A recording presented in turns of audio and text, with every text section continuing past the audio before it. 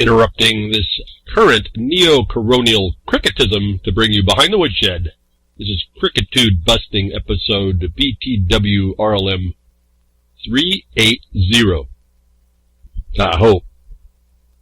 Yeah, Crickitude Busting only if you step up, stop being crickets. Didn't get much response about writing a letter even, so that's not looking too good. We can't even write a letter to defend ourselves. Are we going to keep that republic? I don't know. But we'll continue here anyway. And I want to address a couple of comments again. As I go through, more and more comments are coming through slowly. That's pretty nice. At least I get to hear what is on your mind. And we can kind of move along and make corrections or make adjustments as we can. Over at BitChute, thank you over at the Walrus account for posting last week's broadcast. Happened to see that. I'm not real good and adept at all the social media stuff, so sometimes I miss things. But the comment was made on the issue of the COVID and SARS-CoV-2 that the Koch postulates have not been fulfilled for either. And I said, yeah, that's right, there's no science. You're right. I've made that comment, that observation before. This is part of the problem of this stuff going on this long. I don't want to repeat all this stuff over and over. So you're absolutely right. There is no science. Not only have they not identified the infectious agent, they don't even and can't define what the mode of transmission is to make anything that's being used relevant as far as a measure to countermeasure to stop the spread. I'm talking about that not to say, oh, look at look at how knowledgeable I am or you are or we are. You have to use that to counter how they're oppressing you. And I've read court cases through the months to show you that the courts even recognize this as a standard. I'm not just saying these things just to hear me say them or have you hear me say them or you even hear them. It's that you take this information and you show how anything that they're trying to do is not valid in law, it's not supported in law, it's not valid anyway, and any mitigation measure could not be known to stop the spread. Therefore, every mitigation measure is arbitrary and capricious, if not criminal. And I tend to want to run over to the criminal. Anything unwarranted done by an official to unlawfully take your property, your rights, is felony. And so this is, I just want to make sure people don't get lost in this. I'm not just talking about the news here. This broadcast has been set up to take people that are officials, as best I understand you can do it until I'm shown different and better, to learn how to take them behind the woodshed. And that's so, you're right, perfect. There's no science. So now we have them, if we just would step up. So thank you for the comment. Thank you for rebroadcasting the last week's broadcast on your channel. I appreciate that. I don't have that, that coverage. So any help in that regard is appreciated. Over at BitChute Walrus, a whole bunch of different stuff is posted by her. I assume it's a her. But over at Minds, and thank you very much for looking through there. That's really kind of been a mess over there for me. I don't understand what I'm even looking at anymore at Minds. It's actually looking a lot like Twitter, but I don't integrate very well with it, apparently, and it doesn't integrate with me. But anyway, I did get some comment. An account called Paramagic, thank you for that information. I just want to point out to you, and I have to question whether or not you're actually listening to what I'm saying relative to your comment. And there's a whole lot that you did say, for a couple of weeks here. Yeah, but the top of it was, how could a new world order be propagated? And then you going on to the end, it said, give yourself 5 minutes and listen to the short explanation to understand how you are being enslaved. And then you gave a link to David Icke, which I have commented to one of his broadcasts once where he was explaining the fraud of COVID. But if you listen to my broadcast, you'll see and listen, I'm beyond what David Icke would prepare for you. I don't care whether or not we got lizard people or aliens or whatever, whoever, the Zionistas doing this to us. I've identified an infrastructure system that you can take down if you just start applying the laws. It's not an excuse where this is coming from. I not only understand where it's been propagating, I understand the mechanisms and I understand the system that's already cancerously installed in our, what they call that infrastructure in our system. What I speak to behind the woodshed is for those that care to get back their republic and get back their rights and give them at least some initiating paths to start to do that again, because we're about done. No one seems to have a clue. We've turned into Homo Entertainus, and that's leading to a subspecies I can see as Homo Ignoramus. And that's not going to keep the republic. So I appreciate the comment. Please listen to my broadcast. Understand, I'm not talking about the news for the sake of identifying the criminals. I know they're there. We know they're there. What we're looking at is having to deal with is the effect of the fact that they're there. And behind the woodshed is a place where you would step up in your responsibility, your obligation, to stop trespass against you. Stop a trespass of someone who is supposed to be coming up in the world, that's supposed to pay attention and didn't. And namely, this government that was established by people to keep the peace amongst them, and then you find nothing but chaos, was for us to stop. And it appears to me that there's not any knowledge about how to do that.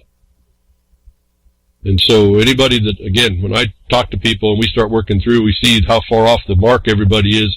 We see that the black and white sits right there to help guide us through the black and white to stop the nonsense, and not many people will step up. While I do agree with at least one observation that David Icke made on one broadcast, looking at an interview with someone else, he fell way, way short, and I identified that. And where he fell short was to not bring you answers and remedies, which you might consider to attempt, depending on all your skill set. The failure to understand those remedies is an indication of how bad we are dealing with this, and how bad it's going to come against us when we can't deal with it. I mean, come a lot of euphemistic discussions. You have to have a word in your mouth. You got to do the remedies. You got to do whatever you got to write your letter. Point is you're not responsive. Listening to more information is not going to help us. We have enough information. We have enough information that there isn't any information. And the important point about that statement is when there is no test, and they needed to test those officials to underpin and support their orders, they're all unlawful. I don't need to know a whole lot more myself. Now, there's going to be the detractors.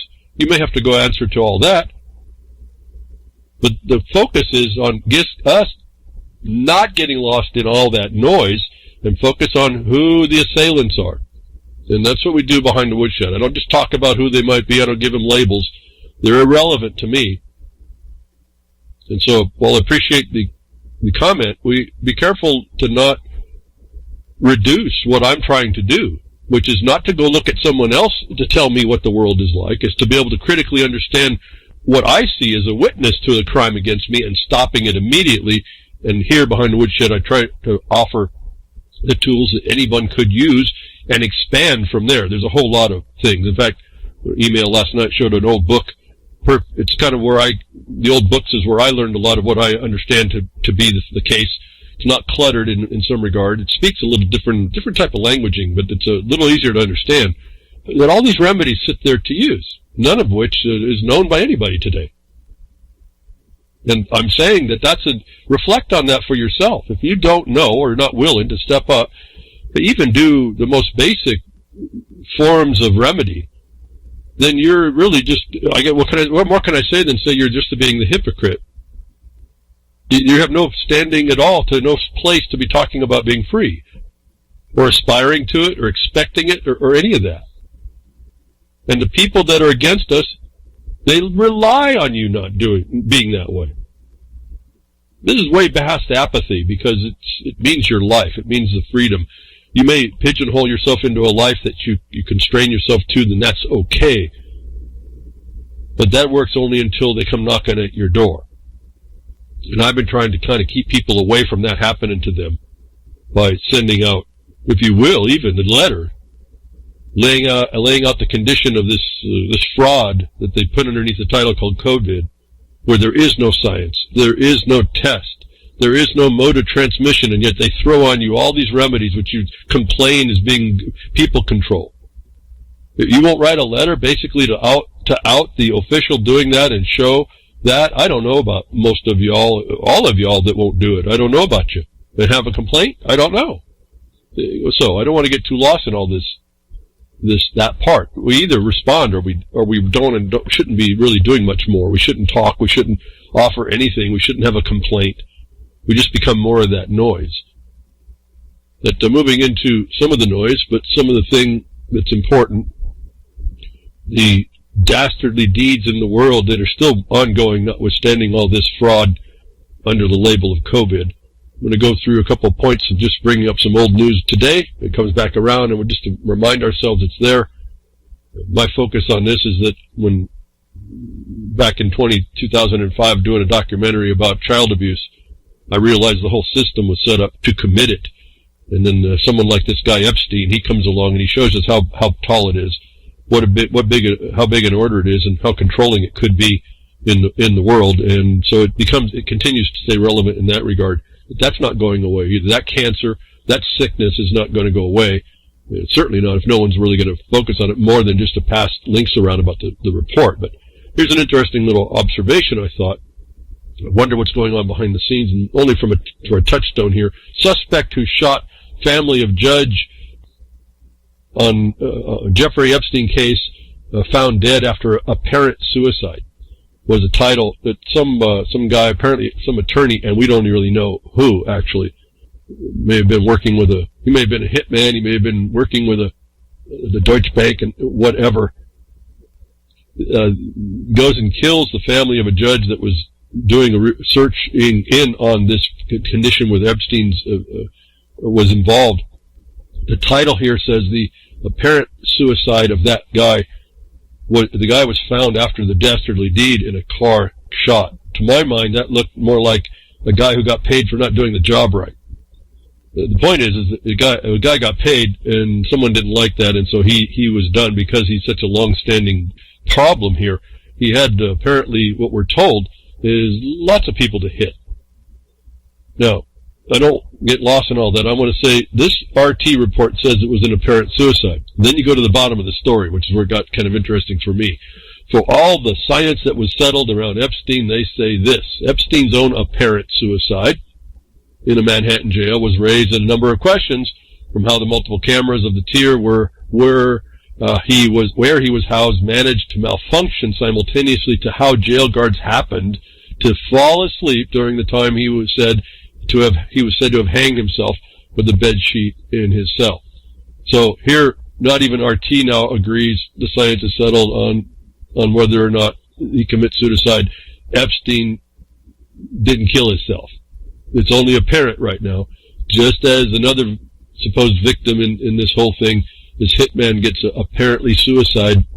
He's apparently involved in a suicide. There's nothing certain in this whole thing. And so, to me, that's a little interesting ongoing condition regarding all these people and how they do it and how the sleight of hand that goes on relative to all this. Now, for me, I don't get lost in all that. That's an ongoing thing. Whatever these stories are doing, we know they caught Ms. Maxwell. We don't know what's going to happen with all that. And so, I found it interesting these stories start popping up. What are they finding out that all of a sudden it's not settled and always an apparent condition? Kind of like presumptive COVID, isn't it?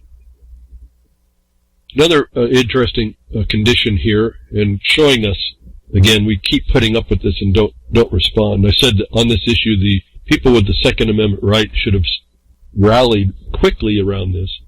I don't even really know the story. I do know some of the legalities behind use of force determinations, and so you have to do certain things. I talked about this story. Now we find the skullduggery inside the system, again, that we've allowed to sit there. St. Louis Prosecutor's Office busted altering evidence. The Prosecutor's Office reassembled a non-operable McCloskey pistol to classify as lethal.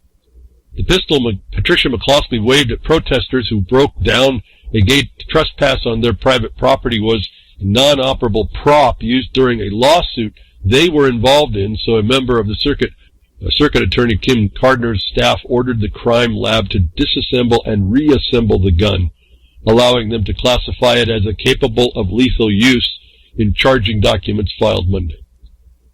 And so we see just the ongoing criminality. Wherever there's an attorney, a bar association member involved, we're going to see whether they think they can get away with it or not. We're going to see crime and skullduggery, despicable actions, and we, the populace, are silent to it.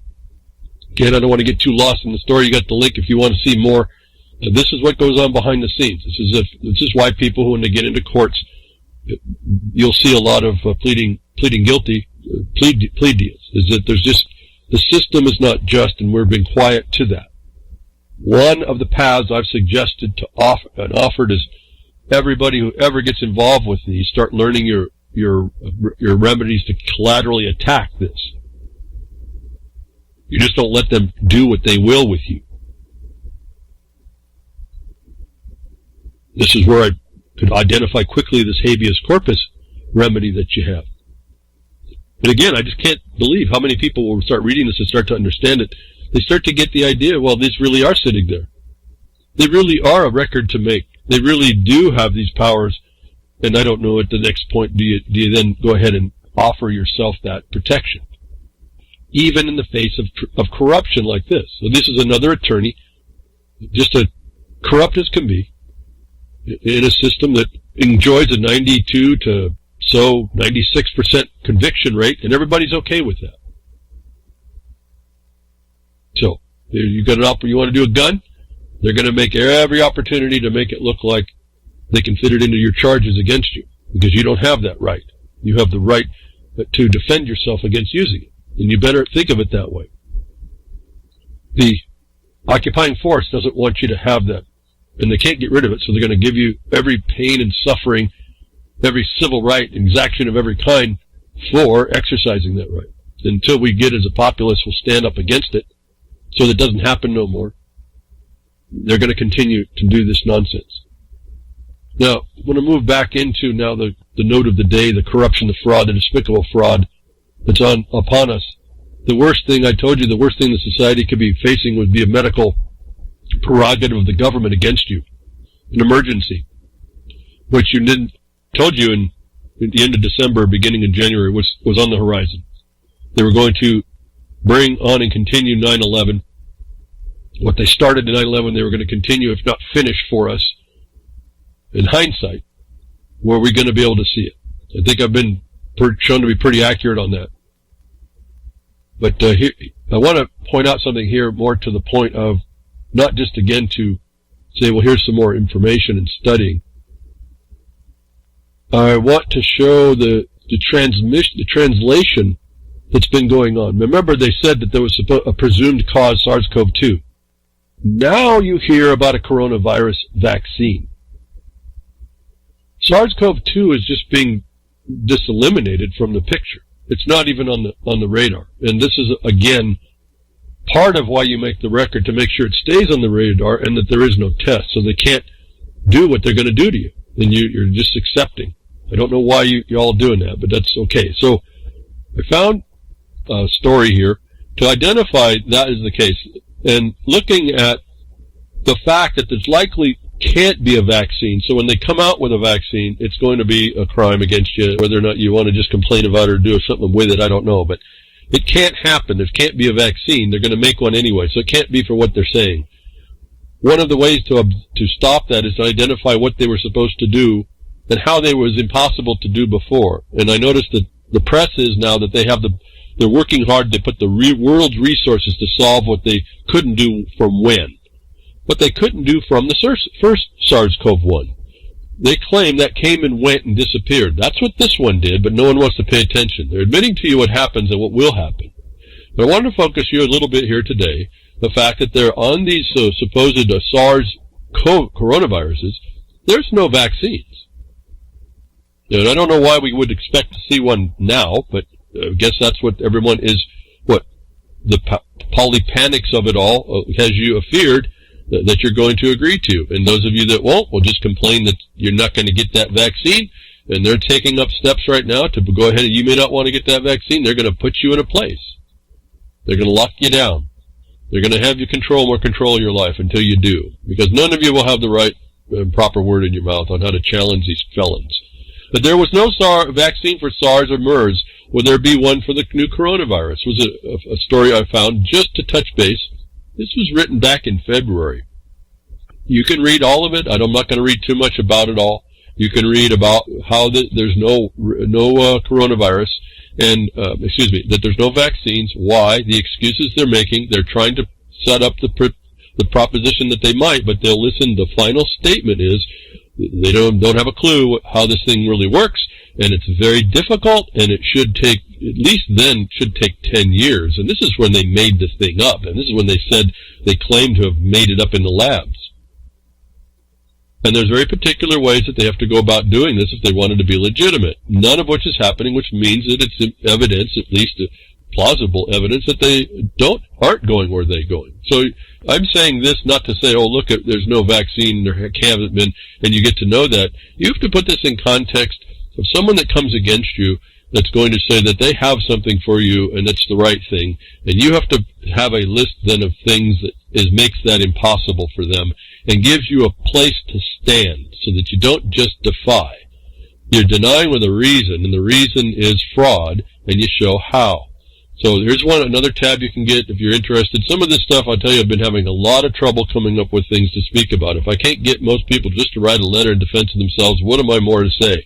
If I'm here to explain pathways of remedy and no one wants to listen to them, what more do I have to say? What more can I say that I spend more of my time here? I'm having more and more trouble relative to this. The problem is this is such a big problem.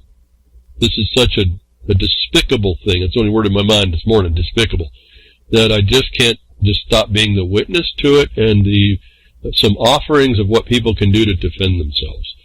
Let me move on now to the fact that they don't understand what they're dealing with. There wasn't any vaccines then on SARS-CoV-1. There wasn't anything on MERS. These were supposed to be deadly, deadly things. And I told you, watch out that needle. There might be something in the world that does do stuff, and if we don't get that identified right, people die, and they die without knowing. It hits them it hits them broadside. I don't want any of you to be hit broadside. So that's partly another reason why I talk about these things. It's not that I may know so much. It's that there's some things out there that told us there's a warning here, and we better pay attention. Why? Because that's the stalking horse that if we focus on that, we will be shot from behind, somebody from behind that. There's something else back there. Not to be all fearful. I think the more we have an objective basis to look and we can discern, we can identify what that is, and then what do? We take the things that we can defend ourselves with that are more substantial. Like, I've been saying this since the beginning of discussing this medical stuff, get your nutrition up, get your immune system up and function. It's not about just having a strong immune system, it's that it modulates itself. That's what's killing people. It's an unmodulated system that's going after an infection of some sort. That's what's killing people. You want a system that modulates itself as it just takes out what it's wanting to do. So there's nutritional bases to do that. There's enough knowledge to give us the bases for it. I have been just from the sake of making sure that my information to you all has been good, looking over what has come since months and months I've been consistent with that. So I've been feeling good the entire time so far to offer what I have, notwithstanding I'm not the expert in the field. There's just certain realities. You have some basic instincts about it. You have basic knowledges you can pick up. That's how you respond to this. Okay, so that you have to take this on responsibility. But if you're being lied to and you don't know which direction to look, when you're standing on the tracks, you didn't realize that you're standing on the tracks and you're looking in the wrong direction, you may get hit by the next train through going to town. And I don't want that to happen to you. But here, let's look at something here.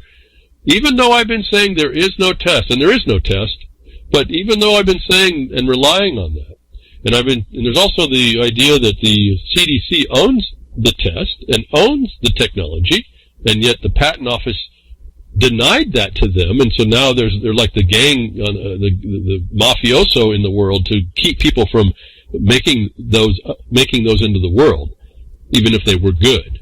This little story came along. It's just a recent story. There seems to be a lot of people want to diminish even studies that were done just a few months ago now, because they've got to justify their agenda or their cognitive dissonance or whatever word you want to say, that the fraud they've told themselves, the prejudice they put themselves in, they want to justify that.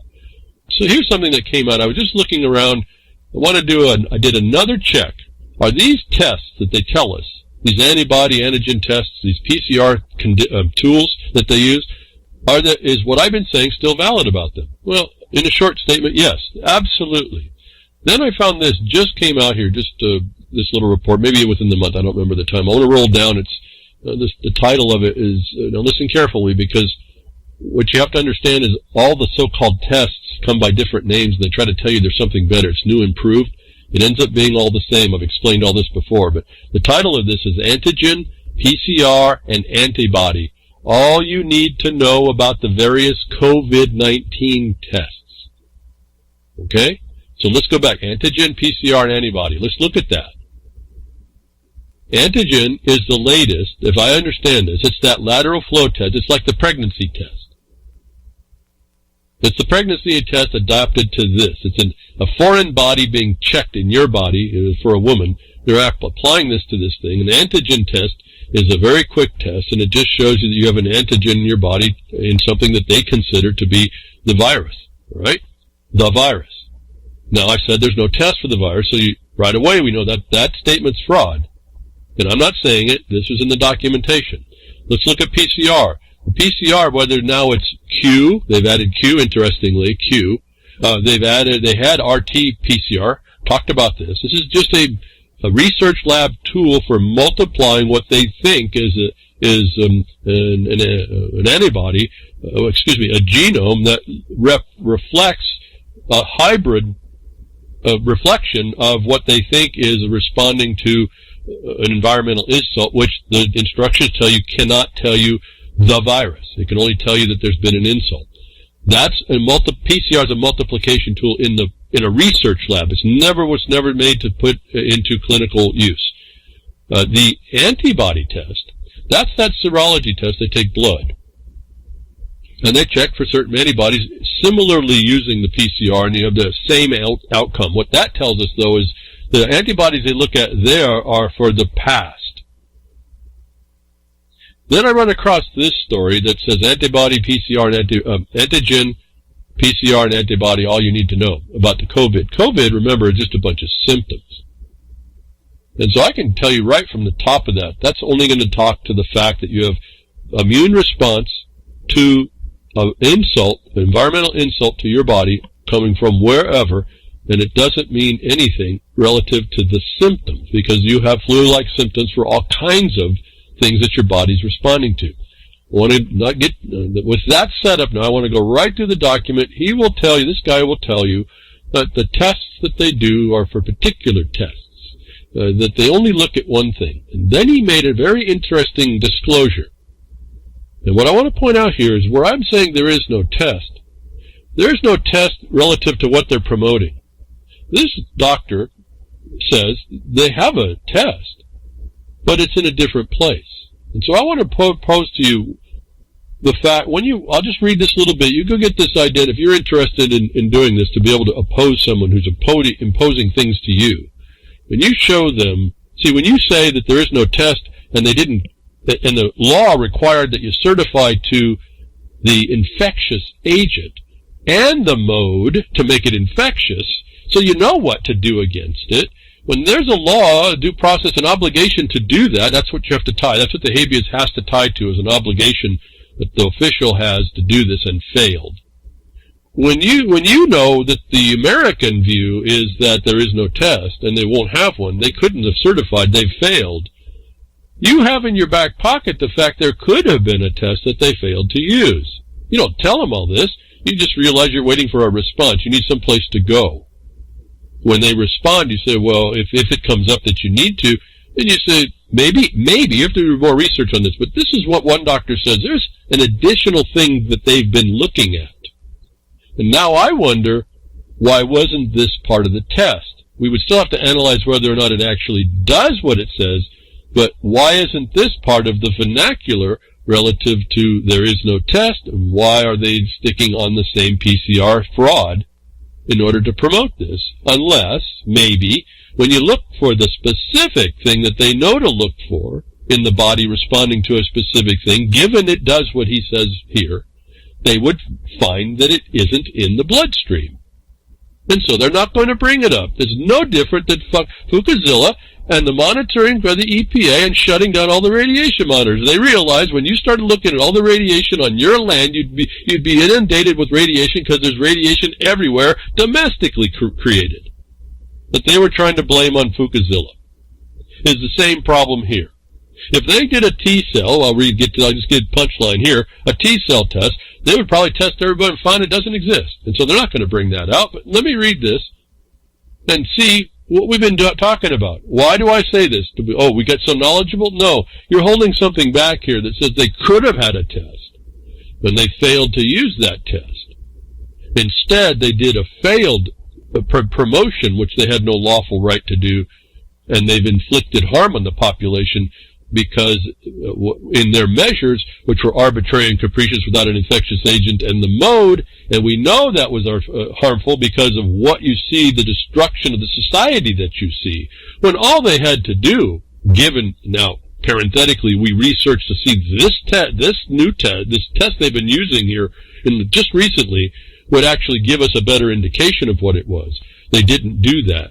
And when they didn't do that, that's another failure, fiduciary breach. Now, that's qualifying. I haven't even had time to go research whether this is true, what it does. What they do say here is they're looking in another place, another country, they look at something else. And if I just give that to them and say, well, there's the test, we want to know why the officials in this country, United States, or anybody else in rule of law, democracy nations, Western nations, if you will, why they haven't used this to at least identify. And I think I already have the answer, and I've already given it to you. But let me read this here. The antigen, PCR, and antibody, all you need to know about the various tests. Dr. John says antibody tests are carried out mainly for serosurveillance to identify the spread in the community. I'm dropping way off in the bottom of this article. Serosurveillance is typically, that's that blood test. So he's talking only the antibody test, yes. Is done by, well, here it says, serosurveillance is done by antibody testing, and if a person has the I, lowercase g, uppercase G antibody, it indicates that he or she has recovered. Now, this is the herd immunity thing, apparently, okay? So, listen very carefully on what we could know if they were being honest about this, and whether or not you would want, why you'd even want to do a test, or even if it's sufficient to even understand being imposed like you have in quarantine, being imposed for so-called social, any measure, masks that are going to kill you, masks that won't do a darn thing, but they feed into your belief structure that you're doing okay. They're a fear mitigation tool for those of you susceptible. But serosurveillance is done by antibody testing, and if a person has an I lowercase g, uppercase G antibody, it indicates that he or she has recovered. This helps in identifying the spread and immunity, and also in selecting candidates for plasma donation. There are some challenges with antibody kits as well. Quote, the commercial antibody kit only detects IgM or IgG antibodies produced by the B cells, but it does not detect antibodies produced by the T lymphocyte cells. The latter, the T lymphocyte cells, is long-lasting, says Dr. Swaminathan, infectious disease specialist at Gleneagles Global Health City. And if I'm looking at New India Express for my website, so you know I'm coming from that part of the country being the world here. T cells produced in the thymus gland are part of the immune system response against viral infection. The cells directly target and kill infected cells. A recent Singapore study published in Nature has found that subjects who recovered from COVID-19, remember, just symptoms of the flu, had SARS-CoV-2 specific T cells. The study also examined uninfected individuals and found that the presence of SARS-CoV-2 specific T cells in more than 50% of them, concluding that it could be due to cross-immunity from other coronaviruses. Dr. Swaminathan said that as commercial kits do not detect T-cell antibodies, if a person tests negative, it does not mean he is not immune from the virus. Those with mild infections may test negative, but they could still be immune, as they may have T-cell antibodies. I'll stop here. You can read more. I'm not talking about being knowledgeable. Well, you need to be knowledgeable about this. It frames your foundation. I'm saying you use this to go and produce a document, a challenge to anybody.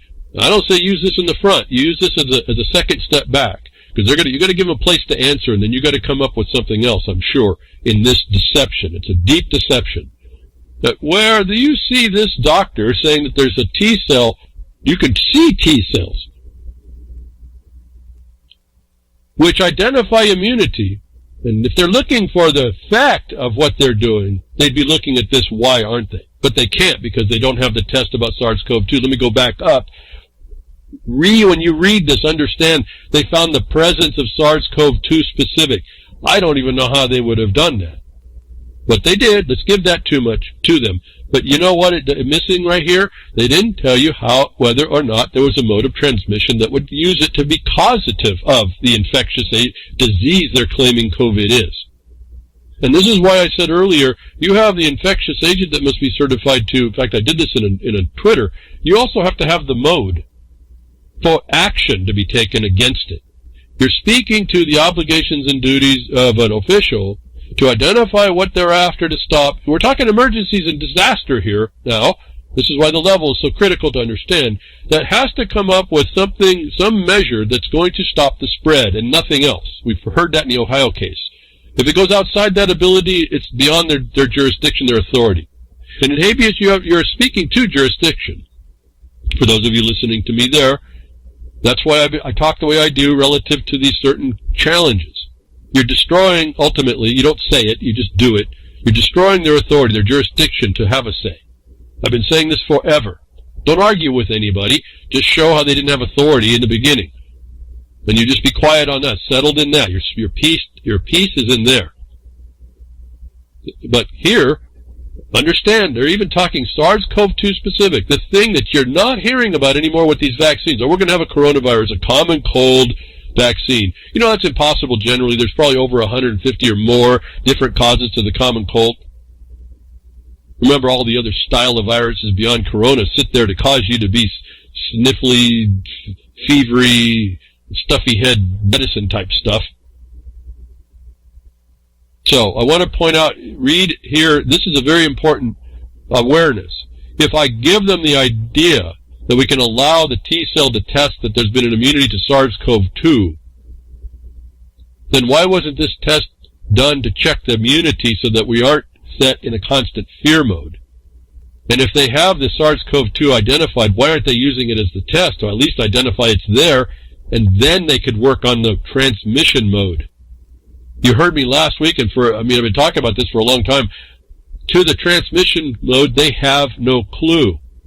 Then the point then being, under a due process standard of mitigation to stop the spread, how is anything you're coming up with not arbitrary and capricious? And in particular, where it causes the harm that it does, is your point. So, study has also confirmed uninfected individuals found the presence of SARS-CoV-2 specific T cells as saying they're immune. Why don't we hear about that? Not as a test. That's really an observation, isn't it? I guess you could test for that, but it's not. It's really more of an observation inside what your blood is doing, what your body's doing.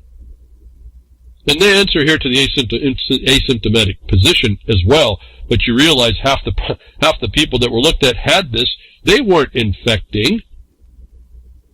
No, you're watching people who may actually have the answer on how you identify the immune system, how it's actually functioning. If I just hand them the T-cell occurrence to be the definitive test that there was a SARS-CoV-2, again, and I just don't look at the causative part of it, then what they tell us is that this stuff has been in the population for a long time as well. Let me go back to the point. It can't be novel then, and if they turn it to go from SARS-CoV-2 to coronavirus, it's not novel. There is no authority to put anything on you relative to quarantine, any measure, quarantine, any distancing, masks, anything. And that's what we've lost the focus. For those of you that want to focus in on this part and try to say something to protect yourself, start to make a record, you're going to focus in on the expansion of this from a specific thing, even if we handed them this presumption that it existed, to something that's generic. And when they didn't certify to the specific, they then expanded beyond into something that was not and could not be pandemic. And that's another way you prove, even under the WHO's designation as pandemic, when they went to coronavirus and didn't identify specifically the SARS variant, if that's a case, they've admitted they are outside their authority. And so, I'm not speaking on just the knowledge that this gives you. I'm saying this is what you, off the top of my brain, utility in protecting yourself. Not just that the lizard people made this for you and want to make you lesser than lizard people. No, I don't care who did this. There was due process in the nation, the United States of America, and I see it's in other places too, though I don't do the study in it. It's there, and no one insisted on it to keep yourself protected from whomever is out there to harm you, which is really to my dismay. But anyway, I get lost quickly over there, and I wonder what the heck am I doing. But so this is very important study. Just came out. They're explaining something, folks, and I want you to see that there is apparently a way to see the thymus cell creation, which is the immune system working to take out this thing. And why aren't you being told about that if they're actually interested in trying to find the spread and stop at some point? That they don't, it tells me they're attempting to continue the fraud that is evidenced by the failure to certify an infectious agent, not a title called COVID, but an infectious agent and its mode of transmission. Okay, so I guess I'll stop there and move on, get to the masks again, more evidence. Apparently it came out as a question. I think this is the story that came through. I'm giving you a website link, but it actually came through Ben Swan, I think his name is. He apparently said similar things as I did. I don't even know now if this is something that information I've already given you, but it came out. Someone attacked him for saying the very same things I've been telling you about these masks. And one challenge was that they were old studies. This is where you start seeing somebody start shifting the goalpost on you. And if you see some past studies and new studies, and people want to say the new studies are better, not necessarily when there's a cat box cover up going up, and they're trying to cover up the problem and the fraud and the stinky thing. You got to keep track of that. Well, he answers to this assertion that the tests he relied on in a previous video to expose the same thing I've been telling you for months and months was too old. Well, he brings up a newer one, and I gave you a link for that so you see a website that's referring to it, that the new CDC and HWO, the WHO, not the Rock Group or the OWL, but the World Health Organization study proves, quote, no evidence face masks prevent virus. Well, again, just critically looking, how can they even know if they haven't identified the virus? Then there is no test. And notice, too, if they do the T-cell check, they're only looking in the past, and that you're immune. Well, they certainly don't want that, the Princess Cruise Ship example, Petri dish example, to prove out that 83% of the people had the thing in their body, everybody's body handled it fine. Didn't pass it on what little bit. But at any rate, another link substantiating again, the remedy that they're trying to force on you is not just no evidence that it doesn't prevent the virus. That could harm you. I'm saying it this way because the obligation is to stop the spread and to offer mitigation strategies that work to do that, not to create outcomes that are not relevant to stopping it. And you can stop every one of those orders. You can, every bit of the parts that are even in excess. That would be more like what you've been hearing in the injunction cases coming down. We're within the rule, but your rule now is imposing beyond its limits. We're within that. So again, I'm not talking about who's doing it to you. I don't care. That it's being done to you is important, and there's checks and balances for you to invoke to stop it. And when you don't, they say they just take it as their license to continue to harm you. Now, I brought up another, I think this might be an older article from the broadcast here, universal masking in hospitals in a COVID-19 era. Well, it wasn't supposed to be an era. See, that means that they're planning to be permanent. Okay? So, we take our cues. I want to point out here that SARS-CoV-2 pandemic continues to explode was a story that was written back April 1st. That's April Fool's Day, folks. I think this is one of the stories I brought up. It's a joke what they're doing. I wanted to focus you on the SARS-CoV-2 pandemic continues to explode statement, because that focuses us back on, it's not coronavirus, it's something specific. That this other story says that we can actually see T cells for. None of which you're hearing in the States while they lock you down. Which I believe is because if they actually went to the things that told you information, they couldn't lock you down. They couldn't continue to despoil your country, could despoil your lives, despoil your livelihoods, your future. Certainly within the realm of the Agenda 21, as I've told you. So there was knowledge that in the past, don't lose the fact that they were focused on SARS-CoV-2.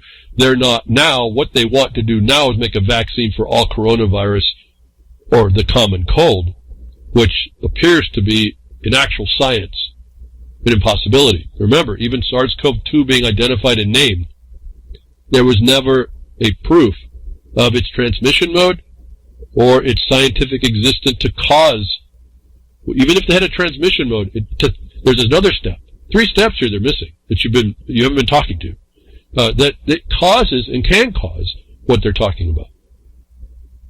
And so another link, again, this is just the fact that there's evidence out there that any of you that want to can write a very concise letter to out the fraud. It doesn't take a lot of explanation. You can refer to people who are authoritative in their eye, in the officials' eyes, experts say. You can research all that. It's all consistent, and then you bring underneath it, you bring the statutes that required them to do this, and you play the first part which they didn't, and you say, and if you're interested in stopping it, you would have done this, and you didn't do that. That's another fraud. That's that fraud of omission. And then you point on the fact that it's doing nothing but harm. Now, in a habeas, it's private to you. This is not for everybody. Private to you. This is why I find this so powerful. Each one of you has the power to do this, and you won't. I don't know why, but you won't. And so, they've moved from SARS-CoV-2 to coronavirus as an expansion, an unlawful expansion. And if you come at this from the required identification of a certified infectious agent, you'll be able to nail them there on that. Once you identify that the requirement to certified to the infectious agent and the mode, what they would be addressing when they made their measures, you'd identify how this is a fraud. Pretty simple. Again, I don't know what, I'm going to keep some reason in my mind keep saying, I am not telling you the news. I'm suggesting the notice is out there for how you're going to deal with what is harming you today. There is really no excuse. Moving on to the story that was, the study. And it could be a story, yeah. All this is a story at one level because it's a fraud. That we're even dealing with this is the fraud. And so there's that layer of problem as well. But I think this is the study that was done, referred to by Ben Swan, the newer discussion, non-pharmaceutical measures for pandemic influenza in non-healthcare settings, personal protective and environmental measures. Long read, but you go through, and I'm just going to read the highlight that came to me to tell you in the broadcast in short terms. Essentially, this whole study shows you this statement here in a couple paragraphs relative to this. I want to point you out here. Remember, it says influenza. That's the flu. Remember, we were in the worst influenza season in a decade. We found that out back in November. I reported on it, and that was worse than the year before. So we've been on a string of bad influenza years. Your body, everyone's 300 million people of which would respond differently to it. Naturally, without any nefarious manipulations at all. And this is a study that just came out. Let me just cut to the chase for the broadcast so you can see, you'll find this in here. You use these things in order to show the measures, not only are arbitrary, capricious, they're harmful, they do everything negative to what they should have done. And so what you're also saying is even if you did certify to an infectious agent, nothing you've done would work.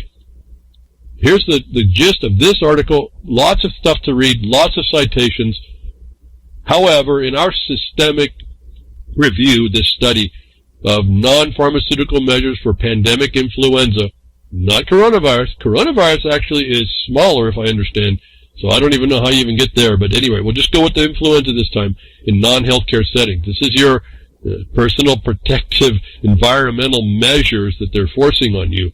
It says, however, in our systemic review, updating the findings of Wong et al., we did not find evidence of a major effect on hand hygiene on laboratory-confirmed influenza virus transmission. Nevertheless, hand hygiene might be included in influenza pandemic plans as part of a general hygiene and infection prevention. See, there's the question of transmission. They will just assert cleanliness is next to godliness. I think that's proper. I've suggested it myself. When you don't know, you do everything you can to protect yourself. That is one known way. Whether or not relevant to influenza is still up for grabs. But they do suggest it nonetheless because they don't know about transmission. So I say it's just not even enough to identify even the infectious agent. Is how does it go from person to person? Where's that Cook postulate, right, Walrus? We did not find evidence that surgical type face masks are effective in reducing laboratory confirmed influenza transmission, either when worn by infected persons, source control, or by persons in the general community to reduce their susceptibility. However, as with hand hygiene, face masks might be able to reduce the transmission of other infections, and therefore have value in an influenza pandemic when healthcare resources are stretched. Well, other infections, those other things that will trigger a PCR alarm, yeah? Another one, the antibody alarm. It is essential to note that the mechanisms of person-to-person transmission in the community have not been fully determined. I'll end there. There's a ton of stuff in here you could pull out, short sentences you put in when you're in, make your case and then challenge the measures. That says that it would follow, wouldn't it? If I haven't identified and certified to an infectious agent, how can I know the transmission mode? And if I can't know the transmission mode, how can I determine whether or not the measures I am installed would stop or slow, mitigate the spread? All that is answered if they would have just done the due process is the point. And so I'll stop here. You can read more. This stuff is rich in how to take out the adversary taking you out. It's not just a new notice to you, oh, it doesn't work. No, there's an application to it doesn't work. There's a foundation to it doesn't work. It begins with there is no test. The test was required. Why? Not because of the sake of the test. It's because they had to certify to an infectious agent. Where am I getting at? I make that stuff up? No, you go to your state statute. There's a requirement to do this on your public health laws. I've now seen it in a number of states as you bring me your stuff to have me look at what you're doing, and I'm getting that insight. And why wouldn't we expect that anyway, even if it's not written? You can still move this forward even if it's not. Why are they doing? They have to substantiate what they're doing, especially the level of the fundamental infringements that are going on. And despite all this, we see this interesting little truth pop out. It's good for them, good enough for you, but not for them. And they'll exempt themselves from it. D.C. exempts lawmakers, government employees from new mask order in Washington, D.C. If you don't think this is a bigger joke, then really, the masks demean a darn thing. If you think those vipers and criminals and the den of criminals and creatures in Washington, D.C. are more clean than you, maybe you need to go wash your hands again. I don't know. D.C. exempts lawmakers and government employees from new mask order. Why? How can they do that? What was the reason to not treat the population equally? And you see the inversion of the authority in this. And understand, this is the mayor of the city of Washington, D.C. Be careful. There's even another jurisdiction inside that actually Congress controls, but she's in charge of. This minor pipsqueak makes this determination.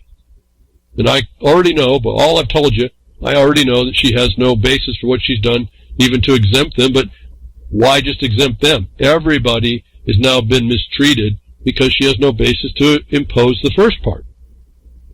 But she exempts the lawmakers and government employees because they must be the pure, clean, pristine elite. The order mandates the wearing of masks for all indoor and outdoor settings where social distancing cannot be observed. No other designated profession is exempt from wearing a mask except when a piece of work equipment would preclude the mask use. Consequences of ignoring the order includes fines of up to $1,000. So you can make your excuses to go outside. Oh, I mean to wear the mask and I don't want to make a fight. But you can do this by letter, and you can establish the crime that this is all is, as I explain it. But here, they can exempt some and not others. This is the insanity behind it all. And yet there's no science at all to identify what the thing is or its transmission mode to understand that wearing a mask would happen, even if they did protect, which they don't. Even if the mask did protect you, they don't even know that this would stop the transmission of it. There's no, absolutely zero knowledge about that. But the best they can say, it's inadequate. Well, that isn't certainty.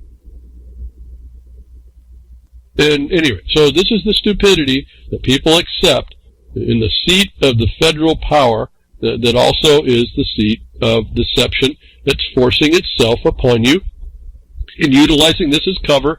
And then we see the fomentation of this, another spring is being sprung on us through this fomenting of the city, fighting in the cities. Another created fiasco that has no mitigation to, because it doesn't exist. It's a fairy tale. They can again put the ring in your nose. You can believe it. You can wear your mask where you have instead of send a better letter and get these guys on record for being committing the crimes that they have been. Make your excuses for not doing that and continue to be exempling the very same control that you talk about. I don't get that part. But at any rate, we are being also pressed at the same time. Again, I told you what they didn't get completed in 9/11, they're going to do. They're working it out. We see now that federal coup to the overthrow of the states and the NICS, the 10th Amendment, is underway. Finally, moving on here from the first fraud into another one, which is now having the rubber meet the road in your locale.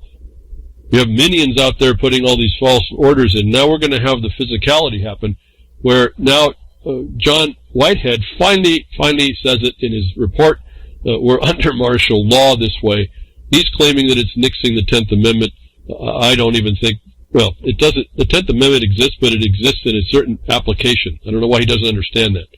And we see that through the power of coordination and the requirement that it's there. So it's not like it's nixed. It's that you have to apply things in certain ways. I've been telling you this. When the occupier comes in, you better start working with more universally objective measures.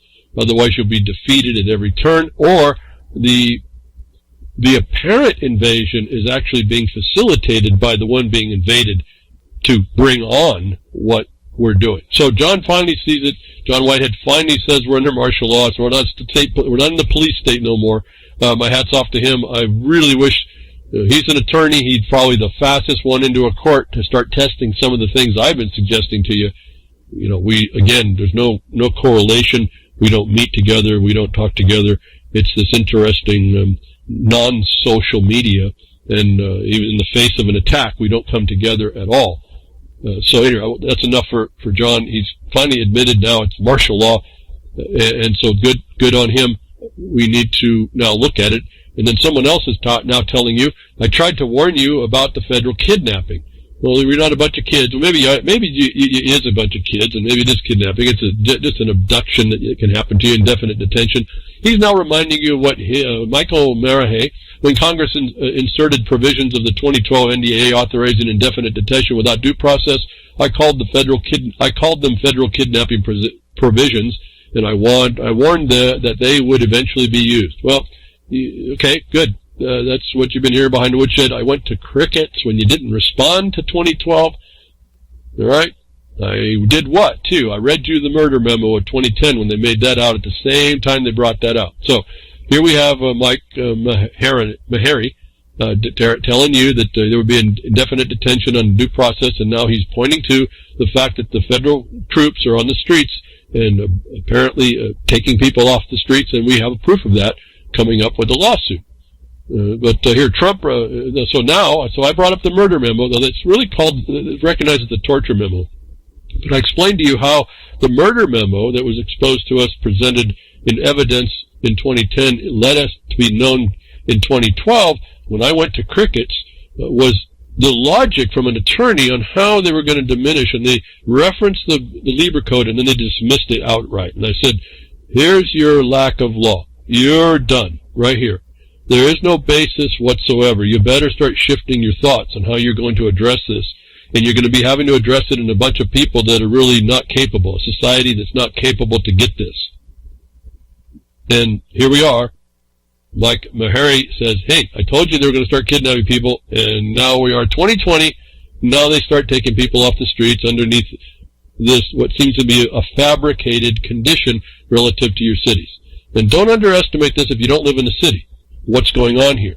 This is very serious encouragements that the countryside will pick up soon enough. As you watch the coronavirus, the COVID-19, Republican or Democratic Party governors doing all the same thing. Is this thing here as well? Trump consults, it said 2020, folks, they're going to come back and they're going to implement what they did at 9/11, and they're going to find other ways to come in. Trump consults the Bush torture lawyer on how to skirt the law and rule by decree. Trump administration has been consulting the former government lawyer who wrote the legal justification. Now remember, this is just an opinion that was never tested. And then where would you test it? I understand all that. All you folks that have been in the courts, you're always, I'm sure you're just yelling at me under your breath, or maybe outright about, I understand all that. We need to show people there's a condition here that we can out more than our opinion, and it has no party, it has no side of the aisle, it has no agenda. It's objective. Anyway, the Trump administration has been consulting the former government lawyer who wrote the Bar Association member who wrote the legal justification for waterboarding on how the president might try to rule by decree. And they threw out even the law of war, the Lieber Code. John, you told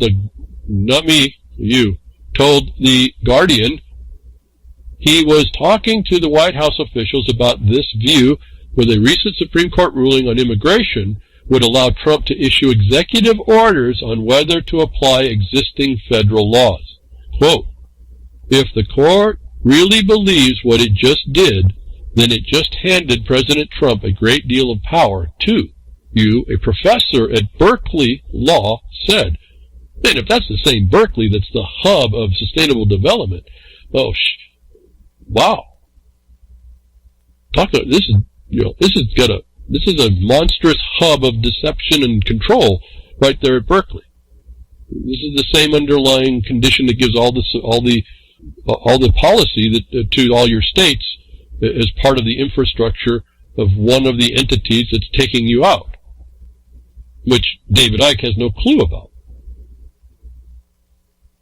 This is real stuff on the ground that you can point to right inside the code that tells you what's there. This infrastructure has been working against you the entire time. The Supreme Court has said President Obama could choose not to enforce immigration laws for about 2 million cases, and why can't Trump administration do something similar with immigration, create its own program? But it could do it in areas beyond that, like health care, tax policy, criminal justice, inner city policy. I talked to them a fair amount about cities because of the disorder. So now we're pointing to the so-called disorder. We all know that it's also fabricated. We also know that there's a stalking horse issue that's being used, and there's some assassins behind that that's going to take out anybody who tries to believe in all that and doesn't look at the truth. They are consulting with the same attorney, bar member, that said the government, a bureaucrat, has right to indefinitely detain you just cause. If that doesn't prove what I told you, that 9/11 was going to be furthered, and if that doesn't tell you all about Trump, I don't know, folks. I don't know what to say. All you folks. But I don't know if you notice he doubled down on the mask side now. I don't know who got to him, or if he had to be gotten to, if it was all a plan, the way he did that. But in the last week and a half, he's doubled down going to the mask. He's not going to disclose the fraud. I don't know how any of you can continue to support that. It's against you. No, not this guy, you. You, yourself, the listener. And I found an article that actually has OLC torture memos declassified. It was written in 2009. Someone had found it. I think that's about the time we all saw it. That's the time I started taking note. And by 2012, when no one responded to that, I went to crickets. There was a lack of response to something that's about to come and stomp you. And here, someone is claiming that he thinks that's the connection we see at 2020, Operation Hindsight 2020, what I told you was coming. He sees himself, what he predicted out of this. I told you what I've seen out of it. And here we have 2020 back again. Hindsight back again here about something that came out of the Bush-era 9/11 condition, utilizing the same bar member to further look to see how they can take your rights. What I find interesting is he throws out in that story that you guy, not you, but the attorney, he kind of throws it, in a way, he seemed to throw out a little bit of an incentive. But he was trying to help Trump to figure out how Trump could order open carry. So that would, I find that interesting, because that would inspire people into Second Amendment belief that that was going to be helpful. In fact, that whole thing is a diversion. You shouldn't have to have the imposition, except for the bar members the bar member attorneys in the robes that told you that you need permission because you have to go through your sheriff in order to somehow have the right, have permission to do that. You don't have any carry rights unless you're told to in statute. We've agreed with all that nonsense as well. That's how they can do this one. Now Trump, they throw out this little piece of bait. Oh, he's considering going to have you do open carry, whatever, carry at all. Why can he do that if he's a federal officer in the District of Washington, unless all your states are exactly what the CIA fact book said, are administrative divisions of the federal government? And your firearms license is exactly what it sounds like, and not a keep and bear arm. And yeah, so here's a little piece of bait they've thrown into this other story. We see the OLC torture memos declassified. I got you another link back to 2009. What we're seeing now is now Trump taking advantage, taking the baton that Obama had, that Bush had, that they all got from Lincoln, and we were all silent to it in the continuing Civil War that never ended. And now we're seeing evidence that they're willing to come and put these troops right in your cities. Homeland Security acting like an occupying army, says Senator Wyden, after federal agents shoot a peaceful Portland protester.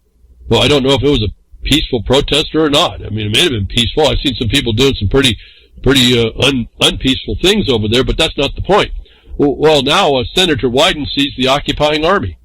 How long have you been hearing about behind the woodshed?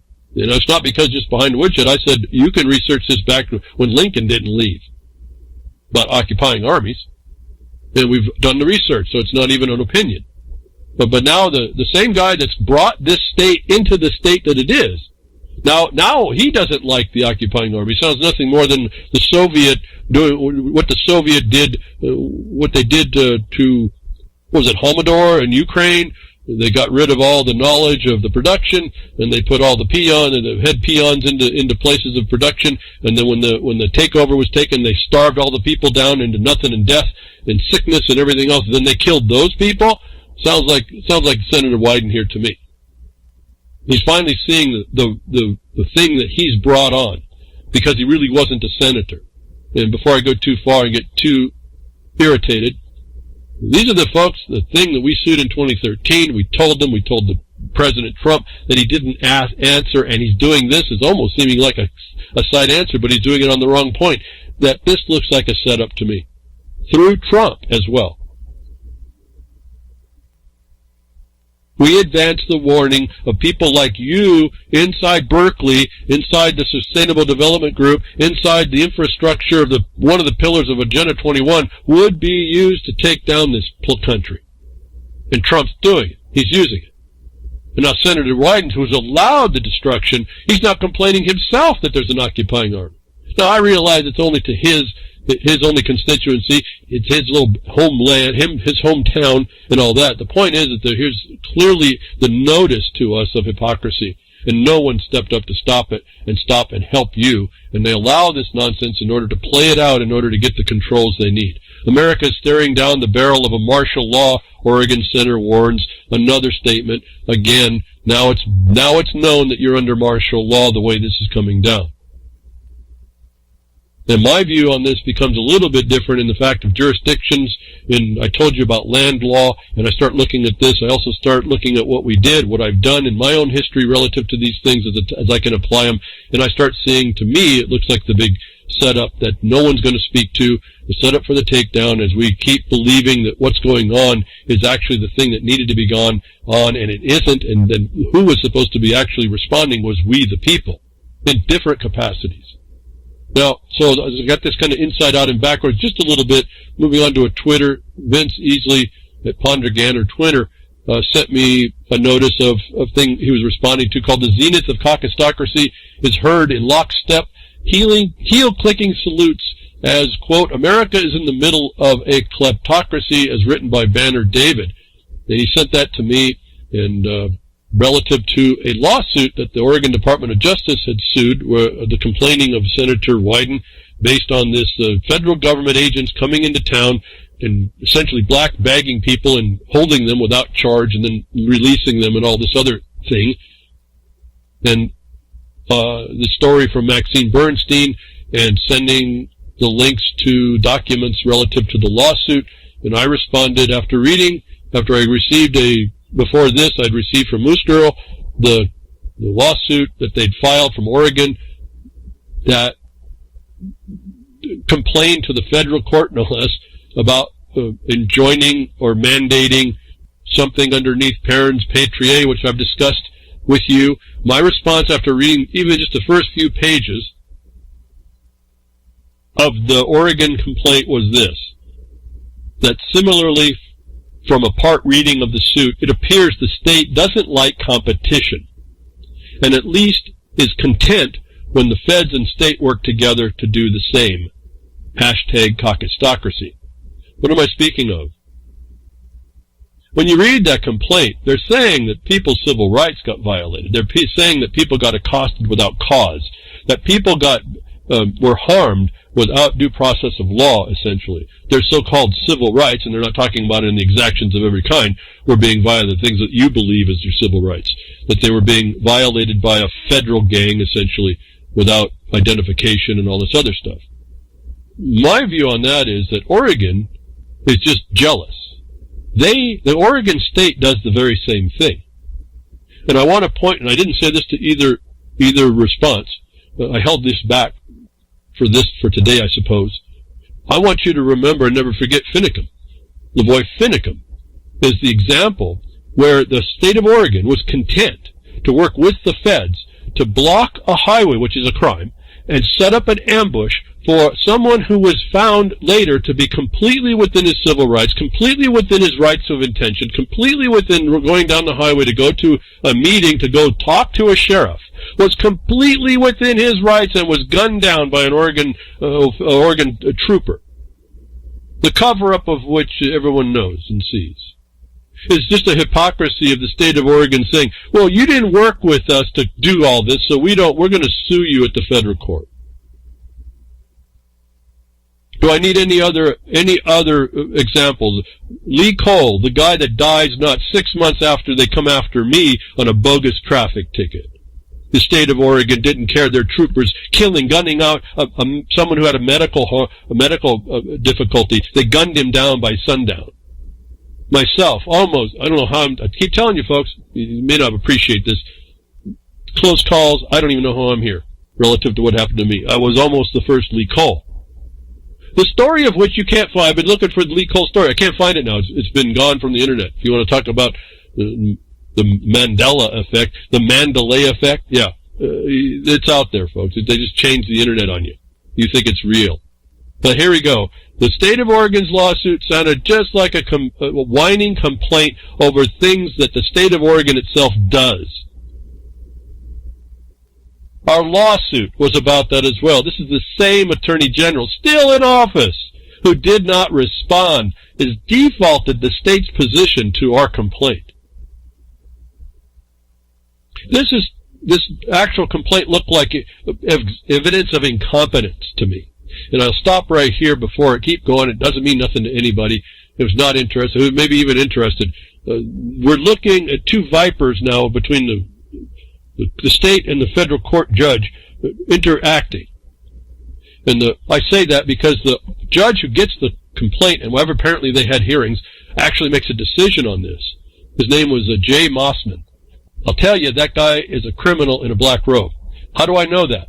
7 minors were transferred up to his court into a court of non-competent jurisdiction.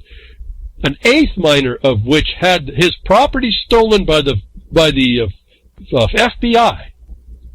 And that judge, who wasn't even in the cases, and that judge looked at no law whatsoever or no remedy to find for the government.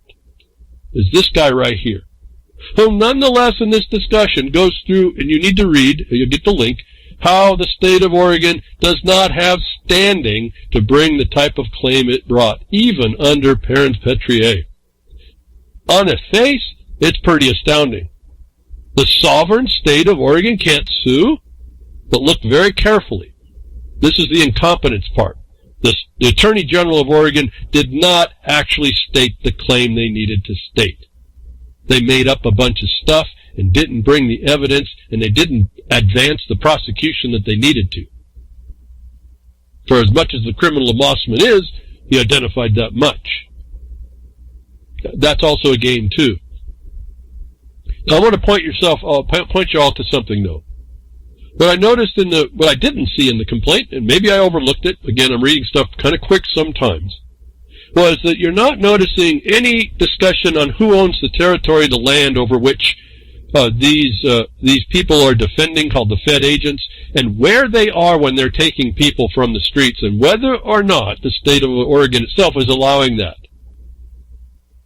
I may be in error because I don't know everything all the time, but last I looked, there is no ceded territory for any federal court on lands in the territory of the state of Oregon. That means they have, by the 1956 2-volume book, Eisenhower Commission, to read what is my territorial authority, where does it extend and how. They found out where there's no ceded land, there's a coexisting authority. The federal government there is only a tenant, essentially. Notwithstanding its sovereign power, it doesn't have the power that it wields where it walks out into the street with armies and starts to beat up on anybody.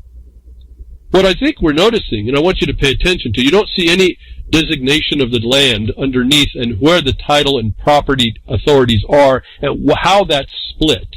You'll hear the talk in the Mossman decision relative to the high bar that was supposed to be met when it goes in, the state attacks the feds, and that the Supreme Court hasn't allowed that much, and the state didn't meet the high bar. You don't see anybody talking about the territorial limits, and then you should then realize that the lawsuit was a bit premature, and maybe we're also seeing that the incompetence of the state to enforce its own laws. Where it wants to say it protects the citizen, it never did in the first instance to have police in the place to keep the peace when the federal agents came off of their leased land, if you will, their interest in land, and came and beat up and stole people. Maybe those agents needed to be arrested by the local cops or sheriff for working off of their problem and protection of it. Maybe we're looking at a different remedy for the state if it was really sovereign and it was really protecting you all. And I'm saying maybe. You'd all have to look at this. It won't matter to you if you don't understand what I'm talking about, and it would take a little bit too long to go through all the little ins and outs about how it looks like the local sheriff should have been involved to protect you all from the arrest, the black bagging, the abduction to the federal building, moving you from the public sector into the federal jurisdiction. Inside the building. which is a co-jurisdiction on top of that, which means that there is no federal sovereignty at that level. The state still has jurisdiction. In other words, the sheriff has jurisdiction there. You look at the land and the title and the deeds, and this thing comes out a little bit different, that this looks like a big setup case to bring in the problem. Justify the federal government to be in the cities. And it's a dereliction on the side of the state, and it's an encroachment on the side of the feds, handed to the feds to make the decision through one of its agents, who I know wouldn't know to do the law if you gave it to him. I mean, I know that because we gave it to him. And then he let a harm befall someone who wasn't even part of the case. That's the kind of vipers you're dealing with in this case. So, to me, I've spent a whole lot more time talking to you about it than I really have interest for. We're looking at a bunch of criminals that are moving, trying to get favor in your mind about what's going on, and none of us will settle down and look at the underlying foundation of the law here and start to parse out who are the real criminals and who needs to be removed from office, and what this place is supposed to be actually doing. I do not agree that the protesters are destroying the federal buildings, and whoever, that's private property, shouldn't be doing that. That needs to be arrested. If the mayor is allowing that, he needs to be removed. The sheriff is allowing that, they need to be removed. I say sheriff because the city may have already abrogated itself, they need to be removed. That nobody's removing the actual on-the-ground authorities where they're derelict is our problem. That they had to hand it over to someone like Mossman is another type of problem. That no one looks at the underlying land titles to see who has jurisdiction and who's failing and derelict is the problem of the people to allow this, and that's going to bring on the end result that we are watching, which is feared by most everybody. The martialization of your cities, where there's no request, and someone like you, not my listeners, but Attorney Yu, is justifying it without challenge, justifying the infringements and the extensions. Moving over to another thing, the frauds that we can buy into, the things that are set up for us to buy into, to take us down. It's nothing more than I've been telling you, the process, the alternative dispute resolution. I just see, if you don't appreciate that, it's easy, not easily, but if it's easy to see once you understand how that works. That Portman is all these issues are that. They offer you a pain and suffering to buy into, then they give you the remedy, which most people think is the Hegelian dialectic. That's not what it is, but anyway, that's what you believe, that's fine. If that gets you more closer to understanding what the trick is, that's okay too, but that doesn't stop the trick, and it doesn't stop those to do the trick, or to do that, continuing to do the trick, or to those in the future. That was up to us to stop. And if we do it wrong, the power that can come against us is superior to us. We got to think a different way, is my opinion.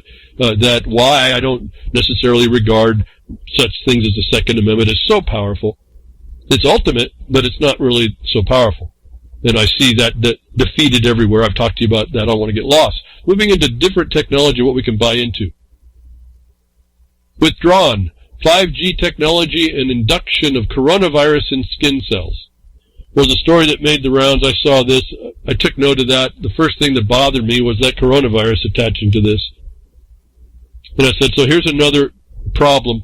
In reading through this withdrawn 5G, listen folks, all y'all that believe that 5G technology does something, it's harming you. This is just feeding you like crazy with that title. 5G technology and induction of coronavirus in skin cells. Pretty astounding. But at any rate, because the way I read stuff, I was a lot questioning that. In fact, I started to have to put on my mind, I said, okay, how'd they get there? Because why? Coronavirus, well, it's just a common cold. It's existed before 5G, first of all. Secondly, how did they test that? Number one. Number two, coronaviruses are chemical payloads. How did 5G amass a chemical payload that looked like a virus?